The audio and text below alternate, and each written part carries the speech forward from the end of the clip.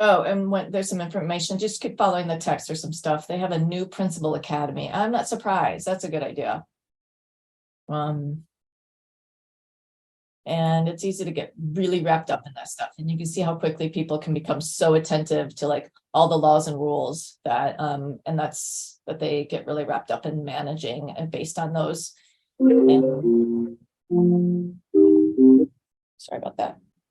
I have my phone off, but apparently the computer makes noises sometimes when my phone rings too. All right, we're gonna just cover like a little bit on more thinking, give you like a little tiny activity to do, and then send meeting recorded.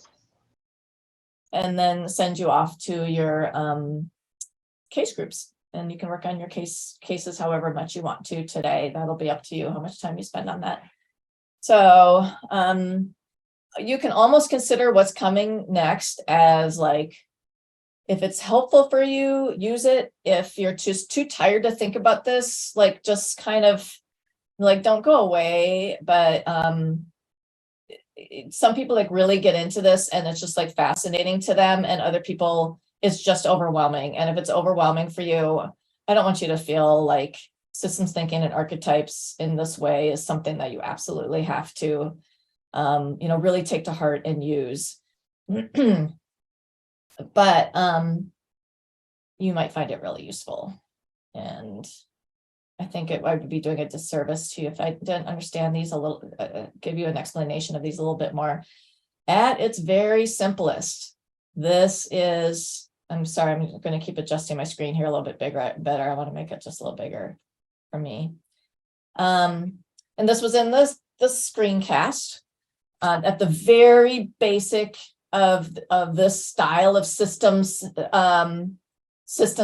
thinking is there's a way of thinking systemically, and then there's these specific like logic of causal maps. We call them causal maps, and there's these systems archetypes, these certain causal maps that demonstrate and draw a picture of systems and patterns that tend to happen over and over again. So this theme keeps coming up is, as a leader, we want you to be able to go to the balcony and be able to see patterns, have this meta way of thinking. You're seeing what's going on in a way that most other people are not. You're not just wrapped up in the dance, you're seeing patterns. So you could just think of these archetypes as patterns that often happen in the way decisions, in cause and effect. And when you start knowing these patterns, you'll see that you can apply them to many other things. And there's only just a few archetypes that happen over and over and over again once you know them. And at the basics of these archetypes are these simple loops. A reinforcing loop, which is remember, these are all about cause and effect. A happens, factor one happens, and that causes factor two. Factor two causes more of factor A. So you just get more and more and more and more. Somebody give me a quick example of a reinforcing loop. Maybe one in education, but anything in life. Like that example that we did before of the widgets. The factory makes the widgets and more people buy it, so the factory makes more widgets. There you go. Yep. So then a balancing loop is kind of the opposite. Factor one causes factor two, but factor two naturally makes less of, limits factor one. Somebody give me an example of a balancing loop. The beer game. the beer game from the fifth discipline, where there's an ad. The beer is in a music video, and so there's more demand for the beer. So then the retailers order more beer, but the supplier is not ready. Their supply hasn't ramped up yet. And so then there's a backlog. And so all of the orders coming in actually prevent the retailers from getting the beer that they need. And then they end up getting the beer way too late. Well, and you're kind of going into something that's more complicated, which is a series of loops. You just described somewhat of a limits to growth archetype, which has more than one loop to it. There's this reinforcing loop, and then there's also a balancing loop. So I want to come back to that. So let's go back to the basics. Let's think of a I really. was gonna say thermostat, Mhm. like the way a thermostat works is, you know, I don't need to explain how a thermostat works, but like that. Right. When Well, when you hit a particular temperature, then it makes sure that you stabilize. Right, the fact that the thermostat makes the heat come on, the heat comes on, and that makes the thermostat go, turn the heat off. And that's the limiting factor. And so that's a balancing loop. And so all of these are, these are not archetypes that I'm showing you. This is just what a simple causal loop is. Archetypes are a series of these. But what you can do once you know how to just even understand the concept of loops is in schools, you can actually use those loops to solve problems. And this is what can be really interesting if you have someone like in your case study group that's good at this. You can do things like, I'll show you this, like this. This is from a New York school. That's actually a systems-based school, and it's a game-based school. It's a middle school that's very game-based. The kids are constantly designing games, and they know how to design games, and they learn systems thinking. And so this was a faculty together trying to solve this problem of noise in the hallway. So this is like it was a big problem in between classes. So by the way, New York City. You have schools. This is a school that's on the 4th floor of a building with like businesses, maybe a bank down below. It's very different than how we think of school buildings. Okay. So I think that the school is on 2 different levels of a building, and they had terrible hallway noise in between classes. And so they together like just started drawing pluses as a reinforcing loop and a negative as a balancing loop. And so here's their hallway noise problem. And they started drawing causal loops, and what you can end up finding out is eventually what they ended up figuring is that it had to do with the number of kids on the elevator, and they had too many kids trying to get on the elevator at one time. And then when they all got off the elevator, that was the creation of the noise. But they use this causal map to figure that out. And often when you draw a causal map and you start figuring out where there's leverage points, like, oh my gosh, everything points to this spot, or if we can just change this one loop, we can solve our problem. And so it keeps us from making assumptions and solving things too simply. But what happens is we tend to not think in systems, and so we try to come up with simple solutions that often don't work. So they often don't work because of delays. So the other aspect besides balancing loops and reinforcing loops are delays. So let's say you have so here's what a delay looks like. You have a loop that has this large delay. So let's say there's a short-term strategy that seems like it's working. So let's use the hallway noise strategy. I don't know, like what would be a short-term solution to that might have long-term cost? Maybe releasing the students at different times. Right. Okay. So you could release the students at different times. Oh, okay. There we go. That works. We solved the hallway noise problem, and that's a balancing loop. And now we have less hallway noise. But there's this other loop going on, and we don't see the results. So this is quick. We quickly see how we quickly get a result of less hallway noise.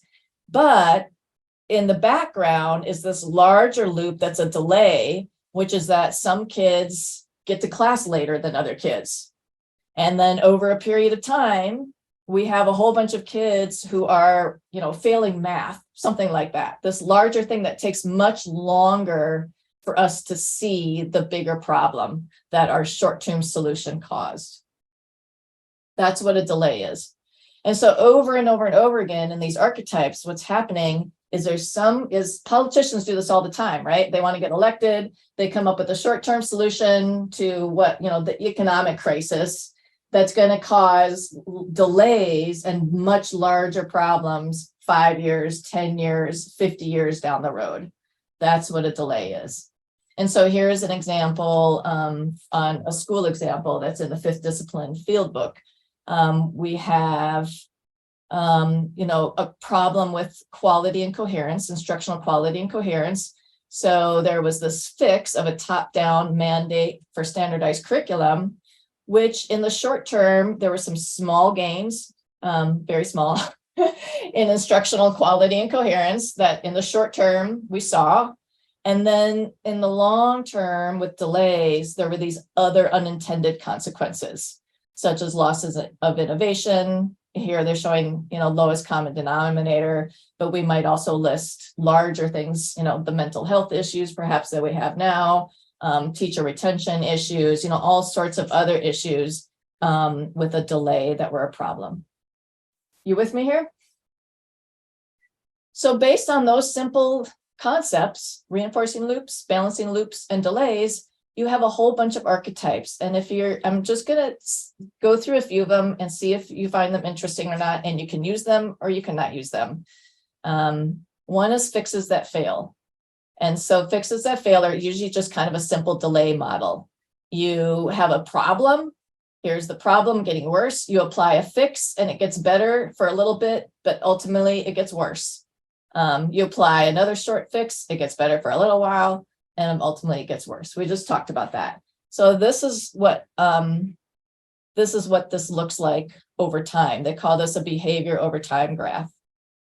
Aaron a little while tried to talk about a limits to growth archetype. So lots of times we think that if there's some kind of thing happening, it's just going to keep happening like that. It's just going to keep going up and up and up and up and up. We have a reinforcing loop, but at some point there's some limits to growth. So this is often, it can be economic, it could be environmental. At some point there's not enough, there's population expansion. Here's the reinforcing loop. We have population, there's more people, when industrial farms came about, there was a lot more food to feed more people, a lot more security. So the population exploded. But then eventually there's some limiting condition. And that could be the desertification of farms, or not having enough food because of the environmental limits that our planet has. So that's kind of an extreme example. But at some point, something hits a limiting factor, and then we have a collapse of some kind. That's a limits to growth. And you've seen this mindset, right? People are like, oh my gosh, if we continue at this rate, it drives me nuts. I hear this on the news all the time. If we continue at this rate, in 5 years, we'll be here. Well, things don't generally happen in a straight line. There are systems, and at some point there'll be a limits to a growth, or there'll be some other factor that changes that straight line, and we aren't going to be there in 5 years, whatever they're talking about, job growth, what have you. Anybody can think of a good school example with limits to growth?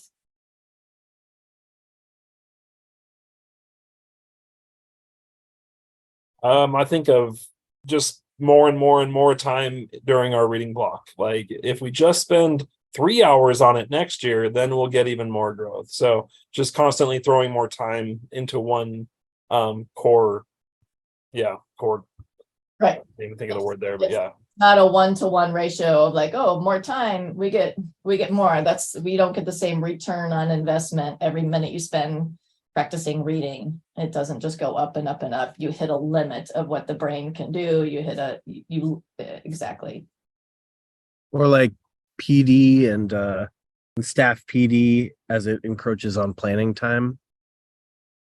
I feel like there's a limit to growth somewhere in there where you could be learning tons of stuff as a staff and developing tons and tons, but if you have no plan time left over, if it's encroached on that, then you can't be productive with your kids.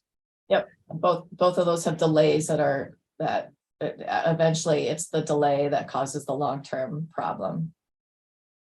All right. I was going to say something similar to David. I was just thinking, like, we implemented this specific way of teaching phonics about 9 years ago, and it worked for what it was for. We got where we needed to be, but now we have like this bigger problem of like the deeper understanding of things. So yeah, we can read, but do we know what we're reading? You know what I mean? like really intense phonics instruction, but are we understanding and comprehending and enjoying reading? Are we motivated to read? That's partly sometimes where the limits to growth come in. It's just like, okay, we're running up against student motivation. Nobody wants to just focus on reading that's not relevant to other things for too long. Awesome, perfect. You get the idea. Shifting the burden is a common one. And it really is, you could think of it as like an addictive behavior. So again, you have a short-term solution. Here's the problem. There's a symptomatic solution. It seems to work. It seems to help, seems to make the problem less bad.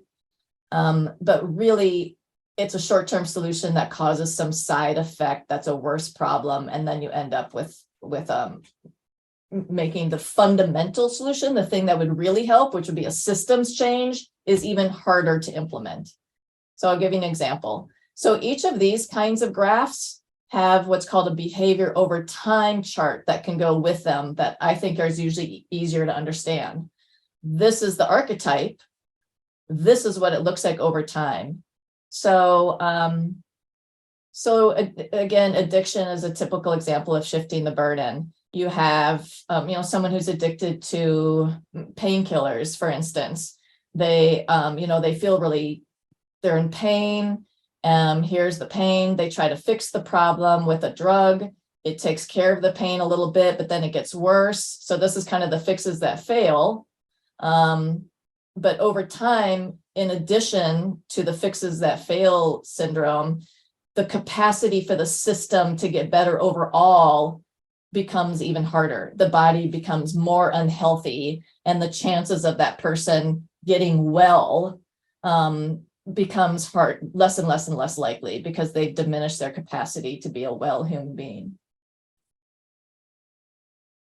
So again, politics is often where we have these problems, right?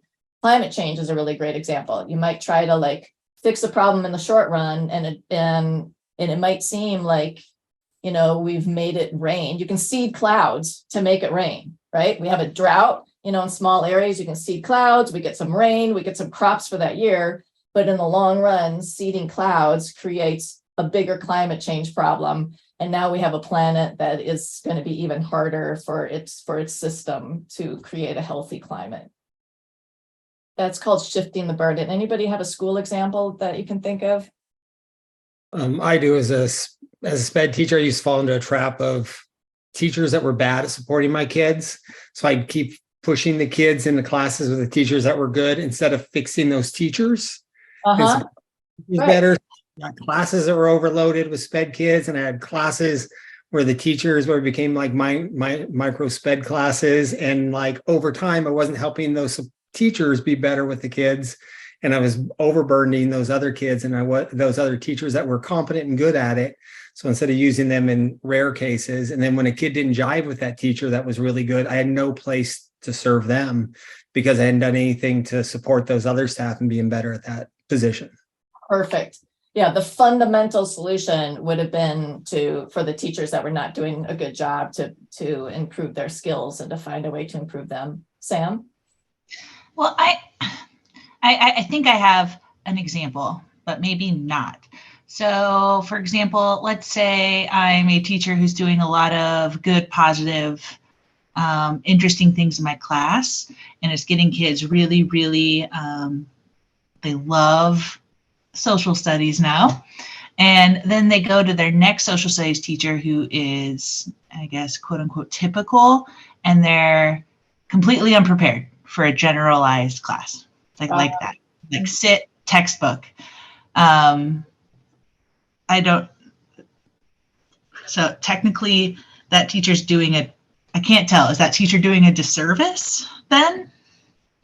I can't tell. I don't know. Well, it depends on what your goal is.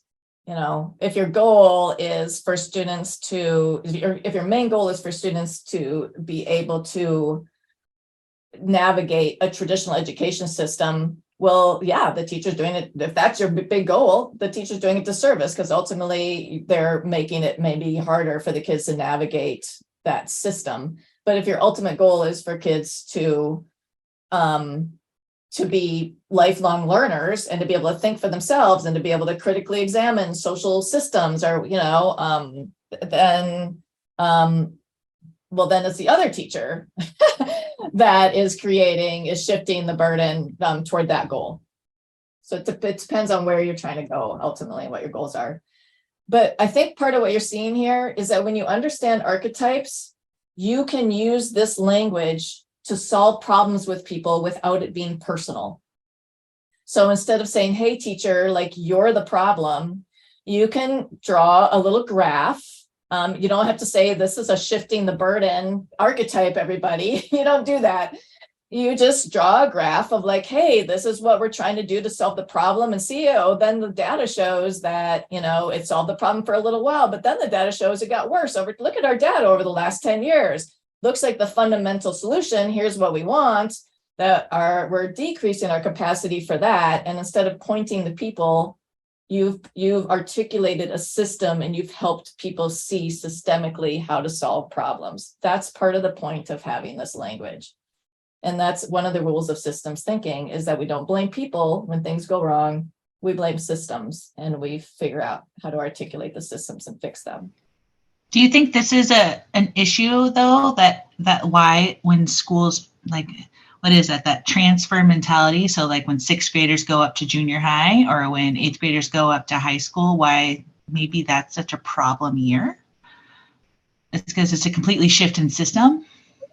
Well, it sounds like you're probably talking about it's maybe a different system in the way kids have to navigate education. It's maybe a different style of education. But I think what you're getting at is you're seeing how you can explain that problem with like graphs and charts and systems to people, rather than saying, hey, teachers, like you're making this problem. And that helps people get on board, and they go, oh, and then they're all looking at it together instead of blaming, the 9th and 10th grade example, instead of the 9th grade teachers blaming the 10th grade teachers and the 10th grade teachers blaming the 9th grade teachers. When you can draw it out and explain it in systems, then together you can figure out how to make the system work. Okay, I'm going to show you 2 more examples, and then you're going to work in case groups. And this one is called the tragedy of the commons. Anybody familiar with this concept? Yeah, and like, I'm not surprised. Okay, so tragedy of the commons is really important when you're running a nonprofit organization or a school or government organization, anything where the public owns the resources.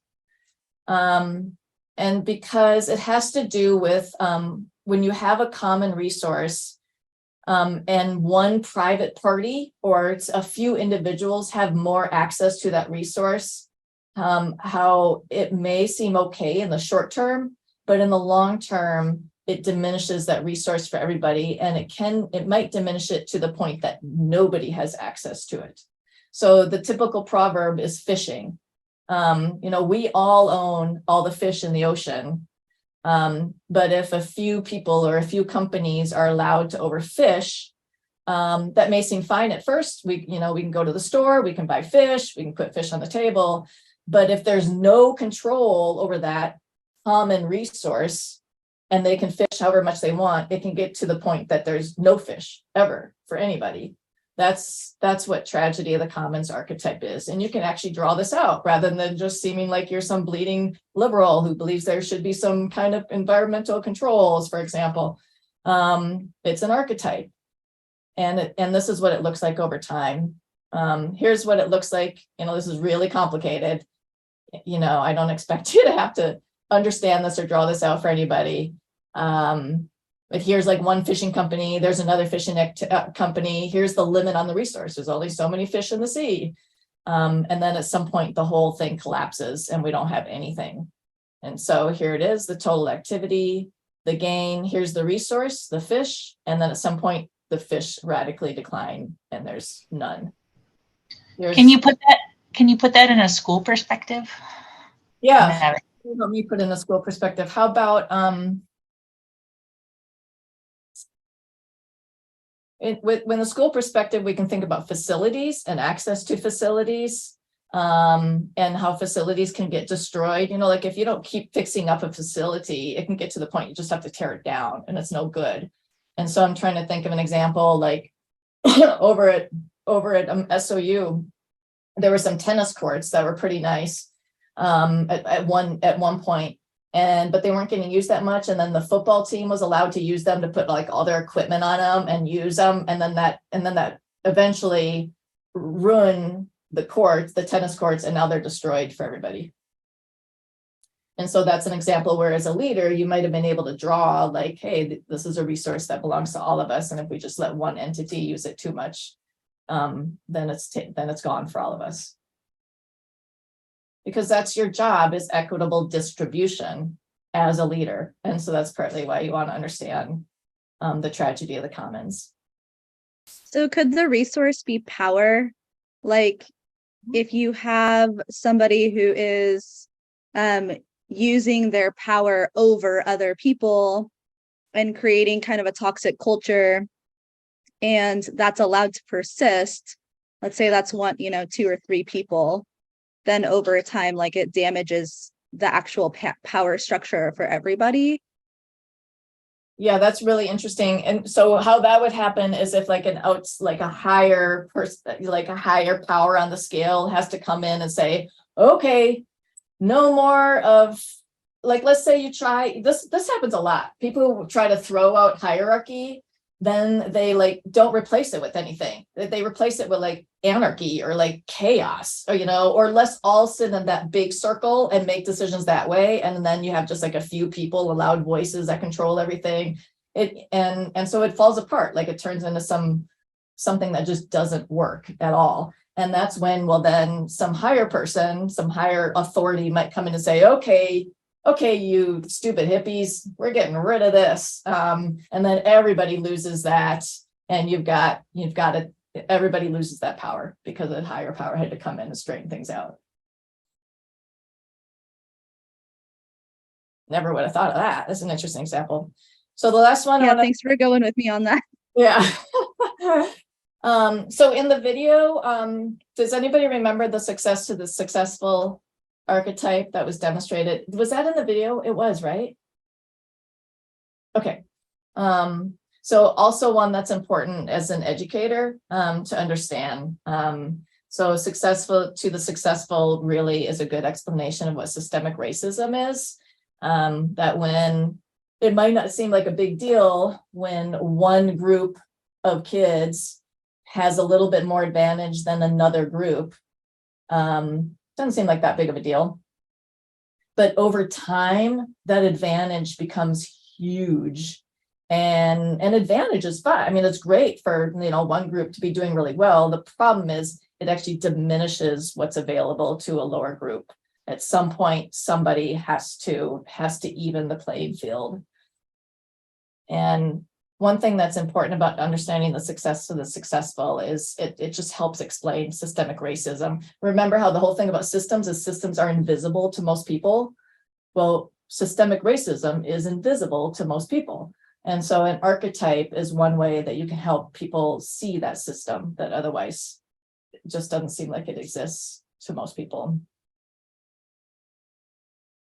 And again, this theme of like, hey, instead of blaming individuals and calling an individual racist, like let's look at the system that caused these issues. All right. I had a little activity that I was going to have you do, but I'm not going to do that because I don't think it's going to add. I see you understanding this better than I've seen previous groups. And although we learn a lot from activities, we don't learn a lot from being on Zoom too much and suffering. So instead of having you do that, I'm just going to give you case group time now, because you seem to be getting this pretty well without the experiential activity. Sound good? So what I'm hoping you'll do today in your case groups, and again, I'm just going to do what I usually do where I kind of leave the rooms open and the breakout rooms, and you can just get off whenever your group wants to get off. When you get together with your group, you might all decide, hey, let's take a break.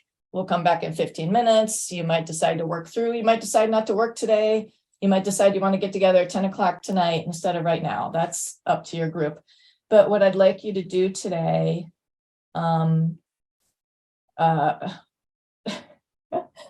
we going to work more with archetypes, or can we? Well, I'm hoping that in your case study group, there's a possibility that you can. I can show you the activity that we were going to do too, and you might want to do it with your case study group.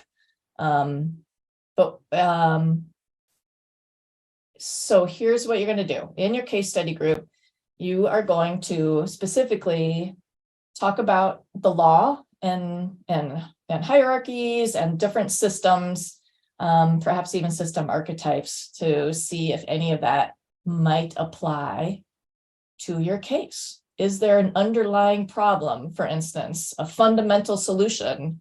Oftentimes when that you need to see. Oftentimes when we're solving cases, we just sort of think about the quick fixes, or we just think about the law, which is important here also, like, oh, let's just make sure we follow the law. Here we go. But I encourage you today to also think about, hey, what are some like underlying delays in the system, for instance, that might be a problem here.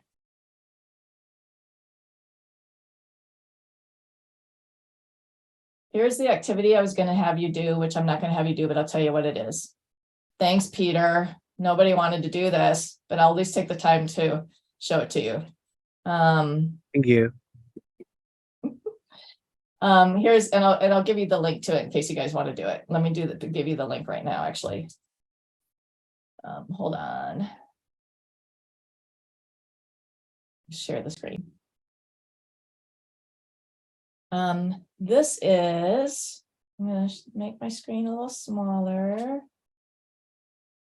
There are two different, often used in systems to help solve problems, to see what's underneath the problem. And one was mentioned in, there's a lot of them, but one was mentioned in the Balanced Leadership book. And here's an example. And it's called the 5 Whys. And so this is something, instead of actually going on Miro and doing this, that you might just talk about in your group.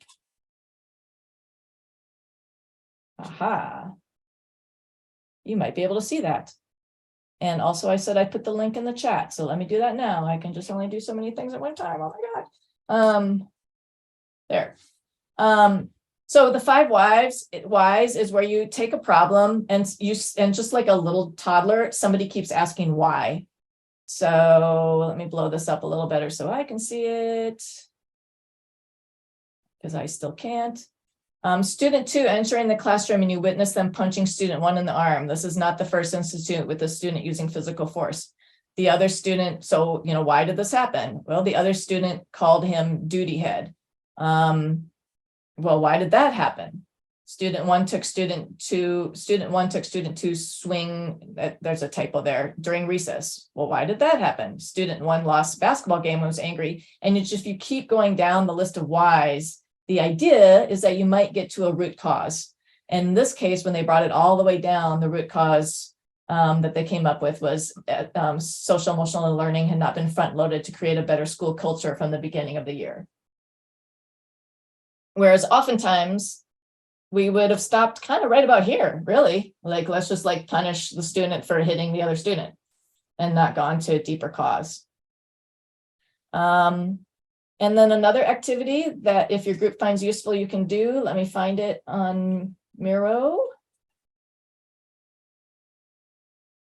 It's called a root cause analysis. And this is real common if we do improvement science. If we get to do improvement science, I'm hoping Cass might come teach improvement science to us next summer, possibly. And in a root cause analysis, see how it looks like a fishbone? Sometimes it's called a fishbone analysis. You put your problem right here. So in this case, the problem, 60% of students were failing 9th grade math. And in Miro, you can just use a whole bunch of stickies. See the stickies? And you start writing ideas of some things that might be contributing to that problem. And then you take the stickies and you basically just categorize them. You start realizing, oh, some of these have to do with, there was a new math curriculum. Some of these problems have to do with the transition of students from 8th to 9th grade. Some are because you know, everyone, we notice that everyone's failing has the same teacher. Something to do with after school tutoring, and here this has to do with the class timing and the day. So a root cause analysis might be something that you find useful that you want to do as a group that I'm not going to make you do, but there it is. Thanks, Peter. Okay. Have fun, everybody. I'll be hanging out. Text me if you try to come in the main room, if you have a question and I'm not there. Just text me and I will be here hanging out, ready to assist you as you work with your cases. Other than that, I will see you tomorrow. I'm opening the breakout rooms right now. This was a lot to reflect on. I mean, to talk about that we didn't really reflect on. Well, I try to create the rooms. Any thoughts, y'all, on Systems Thinking Day?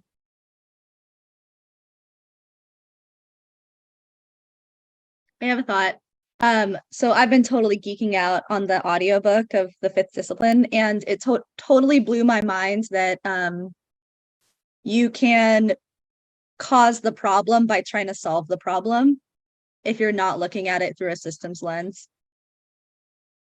Yeah, you know, earlier when we were learning our leadership styles, like some of the very first leadership styles we were learning, and there's that one form of leadership is autocratic, one is democratic, and another one is laissez-faire. And I said something like, you know, laissez-faire kind of gets a bad rap, but it's really not so bad.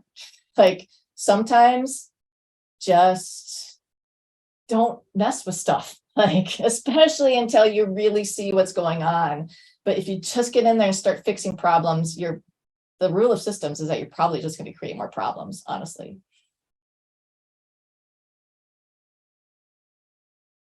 Yeah, one of the systems like mottos is today's problems were yesterday's solutions.